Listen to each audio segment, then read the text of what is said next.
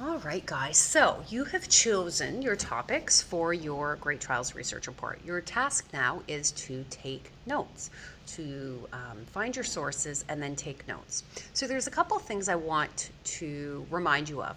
Make sure you go over the marking scheme, the success criteria for the note-taking sheets, all right? There's a few things. Now, if you're choosing to do them electronically, which is absolutely fine, I want you to ensure that you're not copying and pasting from the websites, because that will result in a failing mark for your note-taking sheets, because what I'm looking for is point form.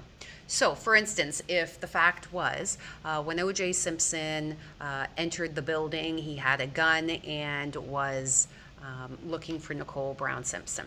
Okay, O.J. Simpson had a gun when entering the building. He walked around, that's one point, okay? The next point is walked around looking for Nicole Brown Simpson. Obviously, words are being used that are the same, but you're not copying it down. When I say point form, I don't mean take a period or the period off the end and the capital off the front and put a dash. What I mean is break down the information. Fact, fact, fact. Those boxes, those fact boxes should not be full. It should not have long sentences. It should be verdict, guilty, sentence, 14 to 25 years. Blood on shirt, evidence, blood on shirt, evidence, I don't know, knife in trunk.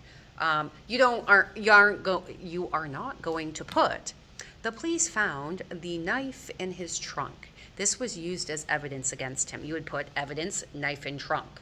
You know, police logged it. Like, you've got to break it down so it's factual. You're going to need 60 points minimum.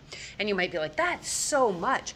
But if you're actually breaking down the information, it really isn't that much, okay? So you really want to make sure that you're breaking down your information point by point. I will in class, when you're in class, whether it's today, tomorrow, whatever the case may be, I will come around and take a look at it. You want to break it down. You don't want to just have words. You want it to be understandable. So even if, like I said, you know, I don't know, followed her down the street. Okay, don't put followed. Like, followed what? What? You has a lot of Twitter follow. Like, we don't know what that means. So you really want to make sure that you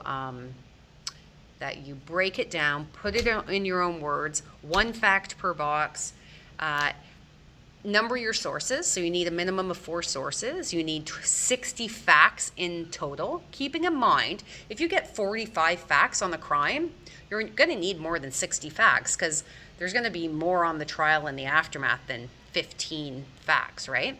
And also keep in mind, different trials or different cases will have very different compositions. So some people might have a huge crime, a little trial, lots of aftermath. Some people might have a little crime, lots of trial, a little bit of it's all going to vary, okay? So the note-taking, it can be tedious, but you really want, before you start taking notes on a source, review it, make sure it has a good amount.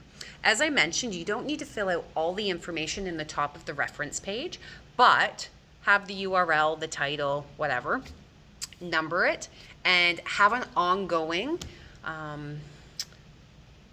reference page. So most of you in your Google Docs should have an add-on. If you don't, I've added a link, or you can use any other citation generator, okay? So good luck on your note-taking. We're going to spend about 5 to 6 hours on this in total. You can do it. And this is important because this is the basis of your report, okay? So good luck.